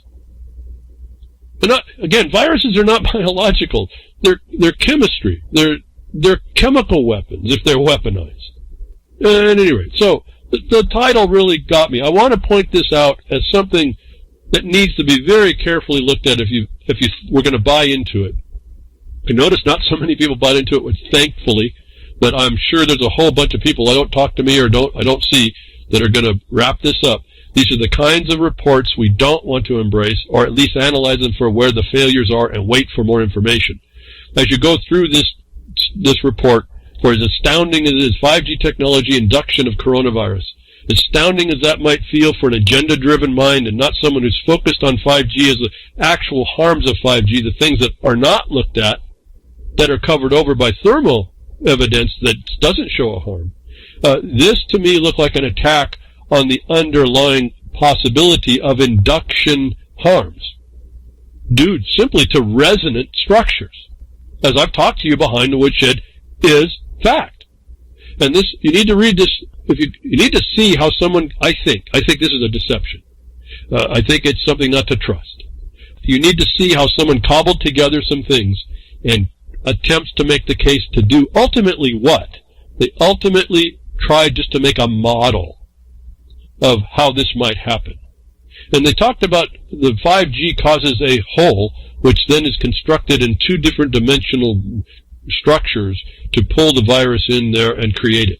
First of all, if you understand if a hole is being created, that's cavitation, and if you understand what it causes, what it needs to create cavitation in a cell, likely the demands inside that cell are more than any chemical composition can be made. Cavitation is can be used as a destructive force.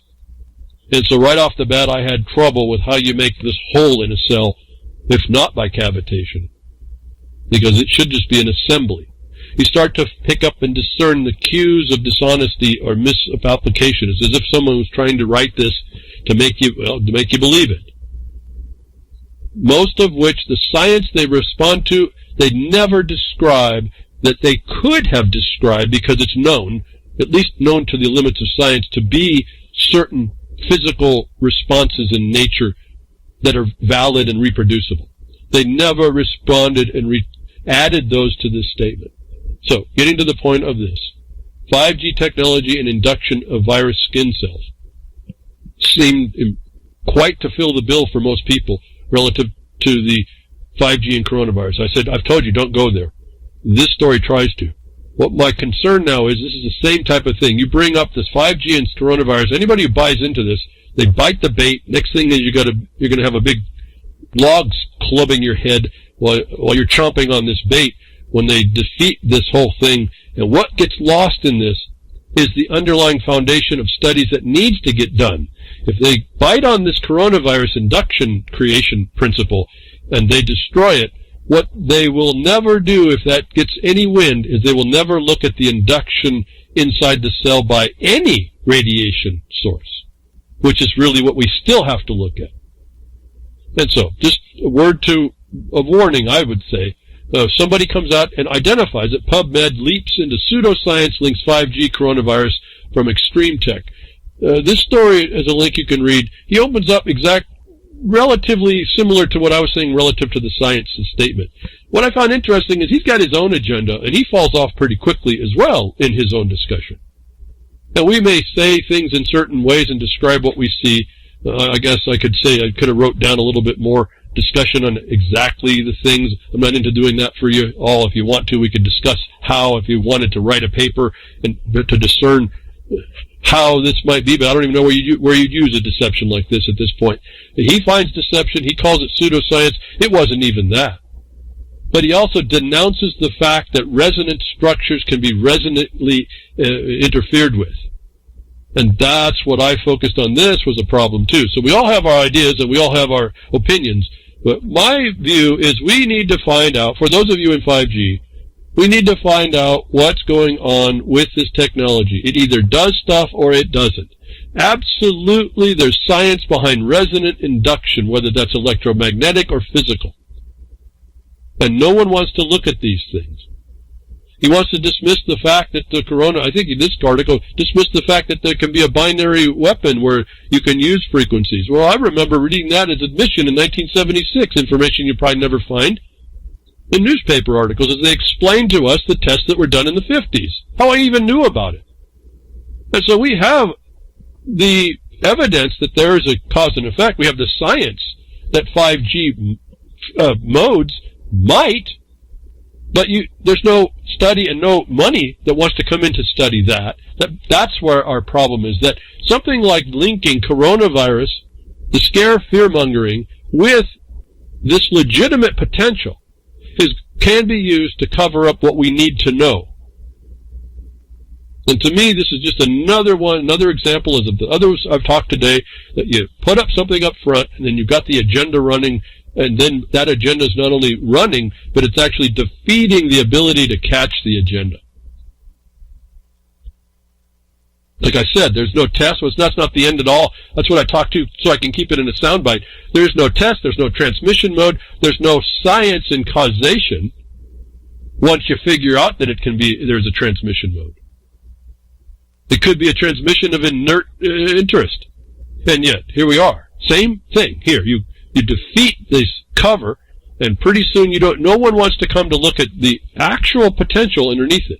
And I'm focused on this resonant interaction because my experience is I've used the technology to do things with it. In a biological level. In a chemical level. In an interactive level. And so my small amount of dabbling has exposed to me there's a cause and effect between energy and structures. At any rate, so I want to caution us. Be careful on the information coming out. They're trying to link 5G with Corona in a study. Please don't fall for it just by, there it is. Do your own analysis. Apply your knowledge to it. Discern whether or not it's valid. Discern maybe parts that are. In this case, I don't know if I'd want to even more than read it and understand. It's an example of how people can be deceived, and I want to add the part that if you're deceived in the surface sensationalism, you're going to be careful that they're not trying to steal the foundation from which you may actually have harms that aren't studied and that are not wanted to be studied. And I say it that way because they haven't been, and every time they've been told, there hasn't been any studies coming of it. And I believe part of the answer is nobody wants to address 5G, let's say at the federal level, and point out the failure of the cumulative harm, the unknown harm, the known interaction in science that would say that there's harm, and the failure of an agency to look at that, to force that as being money spent to studies if that's where you wanted to go. And so, anyway, that's I found interest in this study only because it came along the deceptive route. It came to you do have to have a little bit of observation in scientific things, but still, it was more of a tactic. And I'm trying to, again, I'm not trying to show you the news. Oh, look, I outed this bad, this nasty deception. No, we take that. We take the fact that it exists. We analyze for what it's doing, and we parse out what it was trying to do, because someone, somewhere, I think, doesn't want us to look at resonant structures interference with our biological systems. I think there's enough evidence, certainly that I've seen, that says we really should have been looking at that. And the whitewash over that is another indication, not a proof, but an indication. The improper addressing that at the administrative level, I think, has allowed it to continue to be that way.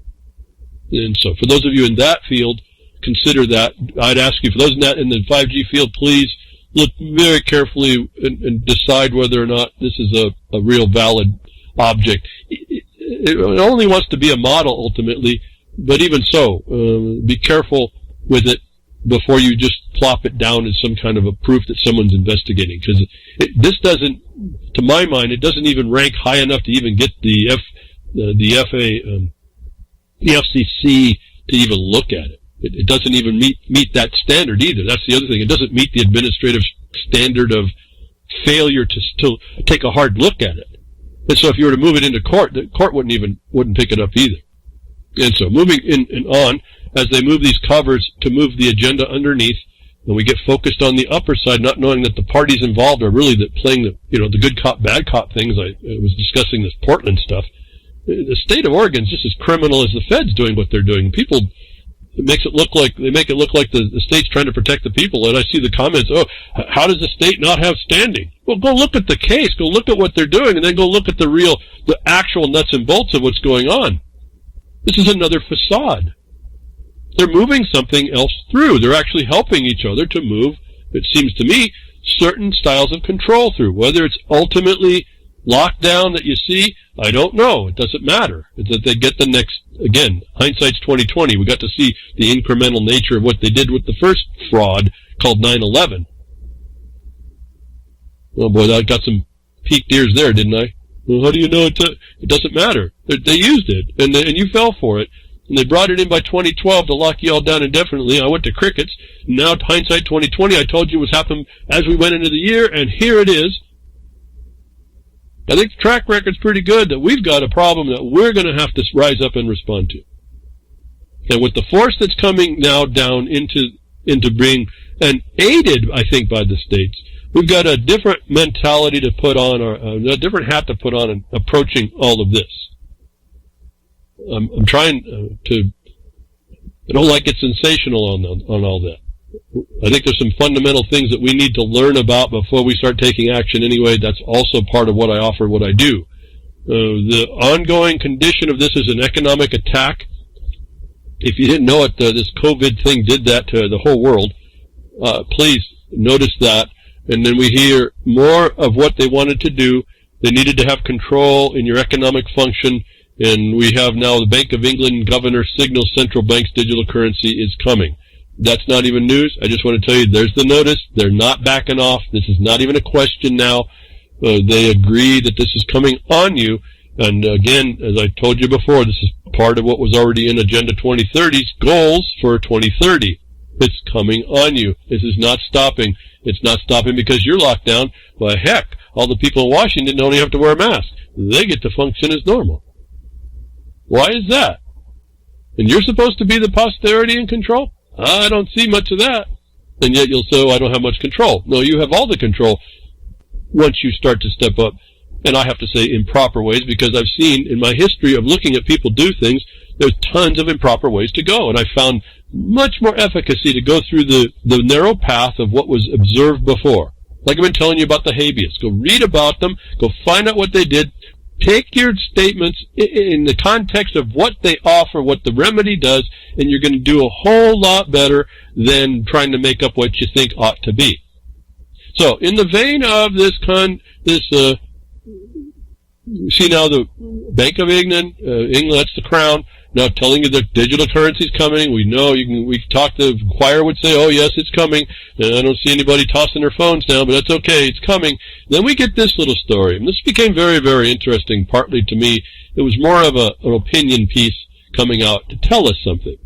Now, what I'm going to say is completely just an observation and some of the conjecture that goes on with it. I hear, and part of this, I see lots of people saying this is a negative issue completely, and on the surface of it, with the new technology, in fact, it is. But there's a certain thing that was exposed back in the 90s or so, which a lot of people run with today, trying to figure out where their money is and what's going on, that actually starts to funnel back into this story. On the outside, the way it's being implemented against us is terrible. However, there is a way to look at this when it's not so bad, and the numbers would add up. Astonishingly, for all the numbers we're talking about, the things I can't comprehend are still accounted for. Fed accounts for all. Was a story out of Market Watch. Fed accounts for all. Think about this now. Now, I was like, whoa, they're actually going to bring this out? This is an opinion piece. But this is also, they bring this out, it's like a trial balloon. Don't know where this is going to go or how much is going to go.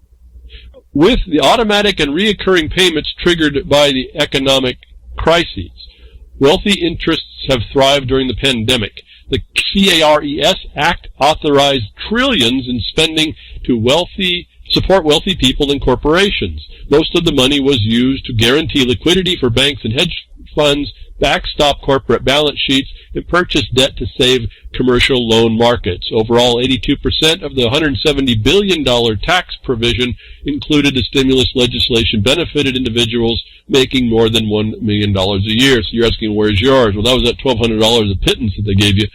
But at any rate, so this story goes on and talks and says and comes up to the fact that relative to your $600 lifeline for federal unemployment benefits and expiring, and then the $1,200 checks authorized under the CRES Act, all those long gone, and despite having received direct aid, most states and cities will be facing a cash crunch, which could lead to massive layoffs and cuts to critical social services. There's your little hook for the benefits. If these issues were not enough, President Donald Trump is demanding that school districts bring students back without the billions in resources needed to do so safely. So they're going to continue, this opinion continues, the contrivancy called COVID. The federal government, quote, the federal government's job is to spend, to stimulate the economy during a crisis, and we know this strategy works. Now Congress must do the same for working people and for communities across the country. All right? Sounds pretty cool. The next stimulus package must extend the unemployment benefit and provide a recurring guaranteed income of $2,000 per month to create free bank accounts at the Federal Reserve, called Fed accounts, for every American, and supply state and local governments with ongoing cash payments and ensure the future economic crisis trigger automatic payments. I'm going to stop there. You can read more. Pretty interesting. Fed accounts. Talk about in control. I can't believe that's going to be cash either. So we have the negative side of this, is they are talking about what ultimately, but universal basic income. They're also talking about in the context of unemployment benefits. So if you're self-employed or have to declare that you are and keep your books, now they got you tacked into the tax, and don't forget this is a tax condition too.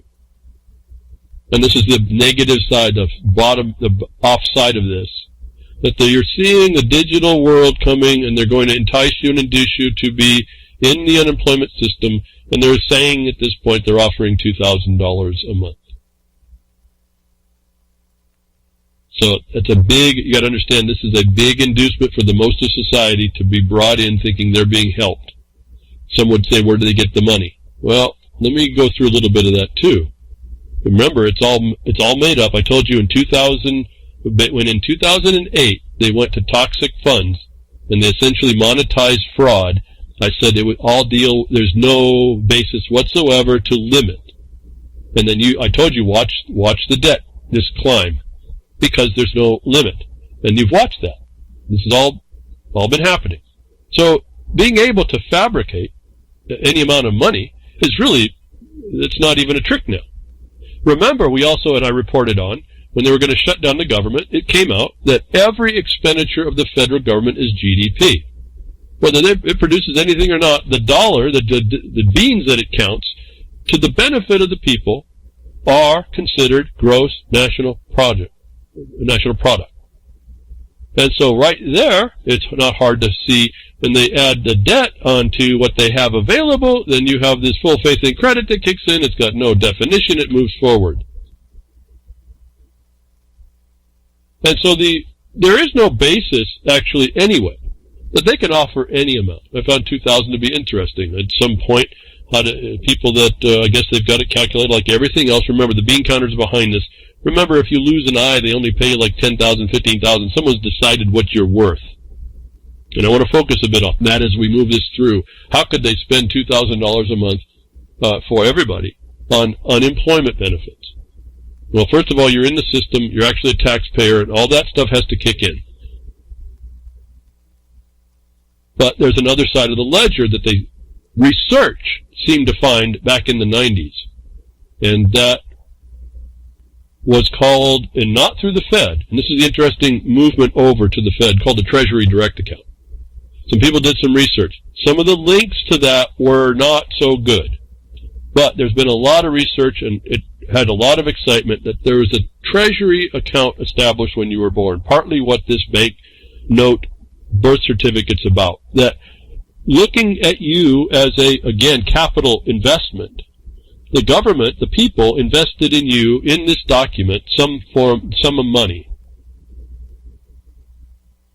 And that goes onto the market, since this is a commercial enterprise, this United States, it goes into the market and gets invested for the things you need and will be contributing to and to your benefit as you move along as a member of this society. And so they attributed in the future your worth to the society and what it was going to have to do based in, again, the amount of money that they're spending to protect you, essentially, and give you these benefits, whether you want to agree to them or not, is going to have a value that they then monetize. They put it in the system, and then they start investing. Now, I want to go back a long time. Some of you weren't maybe alive. A lot of you were.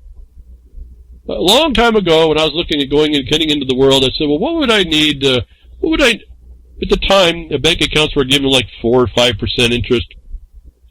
What would it take? How much would I have to have in the bank in an interest-bearing account to have money that I could just earn on interest and survive comfortably? And at the time, it was about $1 million would give you about $33,000 a year.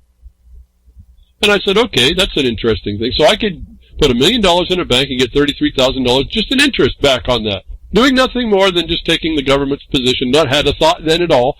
That's just what you did. And I could survive, and at the time, money went quite a piece.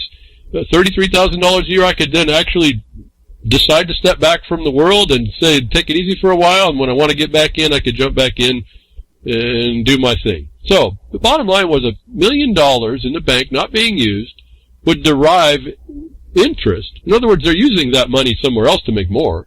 It would derive to me $33,000 a year. Let me bring you up. People who can't understand how this money would actually work. If that $1 million, and the Treasury Direct accounting on the birth certificate, I think, was found to be about $600,000, but that number wasn't proven. I'm just saying that there's this value. Okay, it's quite a bit.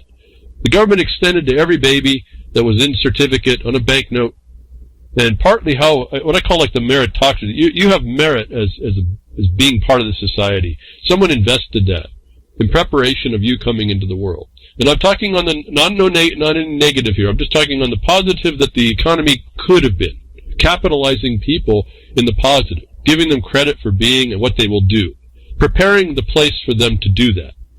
Notwithstanding what we see today, I'm not talking in that part. I'm not talking in what the reality turns out to be, but what's sitting back there and how this all could happen. If they put $1 million banknote, $1 million accrual in the asset because you came into the world and what they were going to provide to you and what you would kick back, and they would put that in a note and put that in the market and start investing it, that was supposed to be paid back to you at $33,000 a year in interest, like a bank, if it was a regular bank, and these people in the money side are doing a whole lot more than just 5%, I can tell you, that money they never paid to you until you were an adult would have accrued in interest for, 18 years. And that was setting you up, as far as the system was concerned, on their books, how you would be able to interact and everything would be copacetic with what's going to happen and go on. Not thinking in the negative here, like what they're going to exact from you. Now, let me just get back to the $1 million in the bank account. If every year you earned $33,000 a year and they didn't pay you, that would be accruing into an account somewhere and be put on the market for more investment. Now, some people have found those accounts. Some people have found that your Social Security number is attached to a money market account of some sort, and that there's dealing going on with it. Now, I haven't heard too much beyond that. I've seen a couple things, but anyway, let's move along on that idea. They put $1 million. They've accredited $1 million in a birth certificate, or a birth note of your birth certificate, to benefit you ultimately. But then they lied to you and didn't give that to you. Let's go to today. Someone's broaching that idea. If they have put $1 million that's been accruing for all your life into a bank account, and if even $1 million returns $33,000, do you think they could cover the $2,000 a month that they're talking that they're broaching here? I certainly think they can, with a little bit overage. That could be your medical care, and that could be things on top of it. Why? Because that's just the interest on the money they're investing and running. How much money is that? Mind-boggling amounts of digits and beans. But it doesn't matter. It's all accounted for. The ledger is balanced. No, the lie has been that they've had the count has been going on, but the lie has been they never gave this to you. They're actually possibly broaching they could. And this is going to be the setup for a universal basic income. Where there's no negatives, I don't see the downside.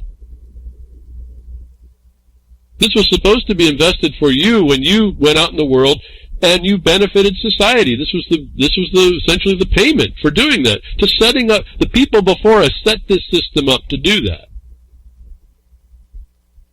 The problem is someone got a hold of this system and now say, well, we can put these guys underneath what we'll call as universal basic income. We'll give them just enough to survive, and then we'll dictate how that money is going to be spent, where it gets spent on essentials and non-essentials, and then the price that we control, which is the negative side. Getting back to the positive side. If I'm doing $33,000 a year on an invested $1 million and put it away in my name, and there's $33,000 a year on interest alone, they could pay me the money and not touch the $1 million and or the extra that they could continue to invest. Vince, it's not necessarily a Ponzi scheme. This was an investment that it's done. You collateralize people, and I don't mean that in a negative way, like they're sucking energy from you. So there is a logic behind what they have done there on a good side. I was pretty intrigued. I looked at this a long time ago, and it made a very interesting point for us. The fraud was that we weren't being told. It's not disclosed to us. They might be telling us that could happen here. The problem is they're going to couch it in something that's not quite right. And like I look down and see inflation is the tax that can't be avoided. Yeah, that's true. And that would be the other condition, and that we're not on the negative side. And again, though, if you're being paid but money that was accrued to you because of the system, somebody was to your benefit putting money, and you're the beneficiary of the interest. There's no tax on that. And then if you're intelligent, you can do things to mitigate that as well. Okay, so I'm not saying that there's anything out of that. But moving over here, so to my mind, it's not ludicrous to think that if that was the case and that was the actual system we haven't been disclosed of, that they could actually pay you $2,000 a month, and it would just be the interest that they've been owing you the whole time. It's all the money that's been in the system reinvested and reinvested. Things like what Clint Richardson was finding, how you can have gobs and gobs of money, how this thing really works. It's just this invention that everybody's accepted since 2008 when they monetized fraud. If they can monetize fraud, they certainly can monetize your capital and investment in you as a baby that's documented by a certificate. Not going down the negative trail of that. I just want to point out there's a plausible explanation how that $2,000 a month is not necessarily out of line relative to what might actually have been there that they've been denying to people. A thought to you, okay? Something that I'd like to see us maybe work toward, because that would be more of the meritocracy type issue. We have merit in the world. We produce in the society. We're to produce. It's to allow us, not make us, because we would just do what we want. I don't need to work this week. We don't have to, because the system is not operating on us. But we have the opportunity to be walking into a system that's made for us to do our own exploitation, but in the better sense, like a miner would exploit a mineral deposit. It takes a lot of work, has a lot of costs, but there's rewards at the end for doing the hard work. And that's what that's the benefit of being allowed to do that. I'm not saying we're enjoying that. I'm saying that there is a thought. There is a lineage of proof that says that $2,000 a month sits on an account already. It's not at the Fed, though. And that's the diversion, so you don't look at the real place. And there's a whole bunch of people that bought onto all this, that kind of did it the wrong way, that kind of made a bad name in all that. And I was a little disappointed to watch it, because there's a fascinating fiscal condition that sits in there, and it takes the negatives off everything that's ever been found about it that I see lots of people arguing against. Initially, I looked at this. I don't have a Fed Reserve account. Why would I go to the Fed Reserve? The Treasury of the United States is where all this happens. But let's just say it's a balloon that's being flown. How would you accept that? I think if you saw what I've just said, and we could prove out a little bit better, more tightly, the proof, I think we have an alternative to offer that doesn't bring the negative on us if they want to do this to us. Then we become part of that answer. And I think that's a better position going into the future for you all. I'm not going to see none of that for you all than what I watched coming down through COVID, through martial law, through UBI, Universal Basic Income, through austerity. And so we have an insight, I think, pulling things together that even if what I've said is not found, I offer as an insight to maybe make it so for the people. Not as welfare, not as unemployment, not as a derogatory condition, but it's what we've earned, like our own national resource. If we went to Alaska and the oil was granted to the people that were the residents there, and forget the negativism on the resident word, but you were there, you get the benefit of that natural resource is you in a Treasury direct account. Someone invested in you, they built up a bunch of money for you, it's like a bank account they handed you, but you only get the interest of, for 18 years the accrual of the interest was happening if you were to learn about it then. And so I want us to maybe have available, if someone wants to put in this offer, maybe not so hands-off and not so negative, maybe we should look a lot closer and say, okay, we'll take that lead, but this is where we want to go with it. And here's how you can. And so I hope I've offered a little bit of an insight. Certainly needs to be a little bit more work, but there was a lot of work done to prove out the basics for me to even see it, to be able to say it today. I found this story very interesting. Completely standoffish about the Fed account part, but the underlying possibility was much more the freedom that people were provided for themselves. There was more the truth that is being used as a weapon against us. The disclosure of which would eliminate a lot of the strife, would invigorate the economy, and would bring us into not so much want. We certainly eliminate all the people that are victims, don't we? Pretty much. Unless there's those that can't help themselves, we got plenty of help for those. So, anyway, just wanted to offer that as a thought. Again, pretty interesting. Very cool. I don't know how much pressure was put to expose that here in the 90s.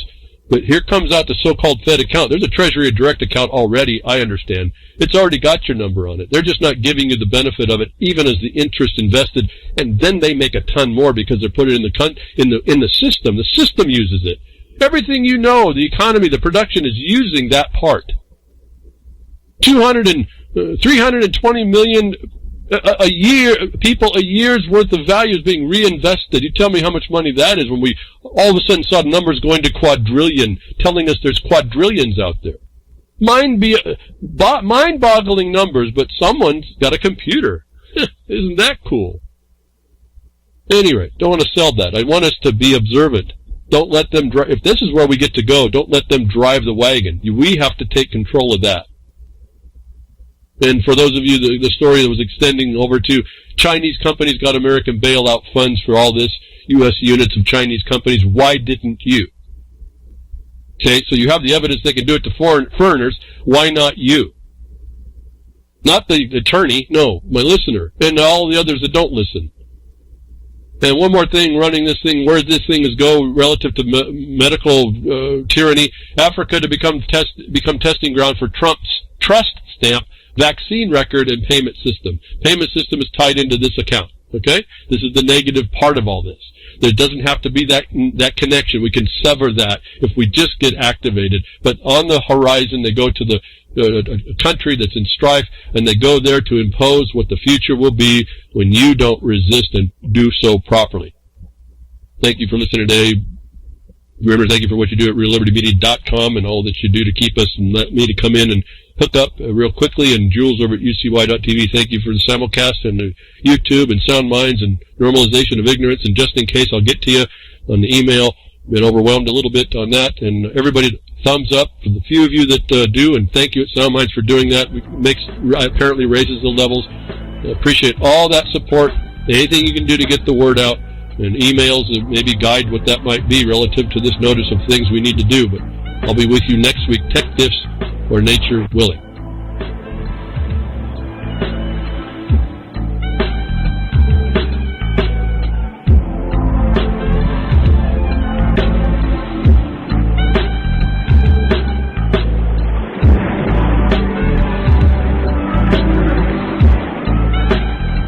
Well, that's another lesson.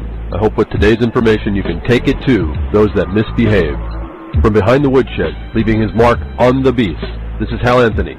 Till next time, journey with purpose.